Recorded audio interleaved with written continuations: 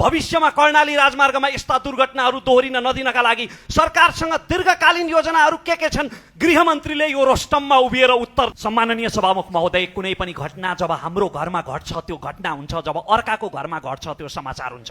दुर्भाग्य हो, समाज यति असंवेदनशील भयो कि कर्णाली राजमार्गमा पटक पटक हुने दुर्घटनाहरू हाम्रो लागि खाली समाचारका विषयहरू मात्र बन्न थाले। नागरिकको जीवनभन्दा ठुलो सम्पत्ति र प्राथमिकता राज्यको अर्को हुन सक्दैन। हाम्रा पालामा यस्तो हुनु हुँदैन। यसपटक जुन हालसालै दुर्घटना कर्णाली राजमार्गमा भएको छ, सरकारले उद्धारका लागि आफ्नो सम्पूर्ण क्षमता परिचालन गर्यो कि गरेन? के मान्छे भिरमा अड्केर हारगुहार गरेको र उद्धारमा अलिकति विपक्षी मित्रहरूले भने जस्तै लापरवाही भएको कुरा साँचो हो?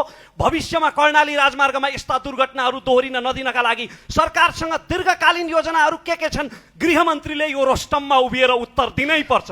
नागरिकको जीवनसँग जोडिएको विषयमा हामी सत्ता पक्ष र प्रतिपक्षभन्दा माथि उठ्नुपर्छ। सभामुख महोदय, म सभामुख मार्फत तत्काल रुलिङको जोरदार माग गर्दछु।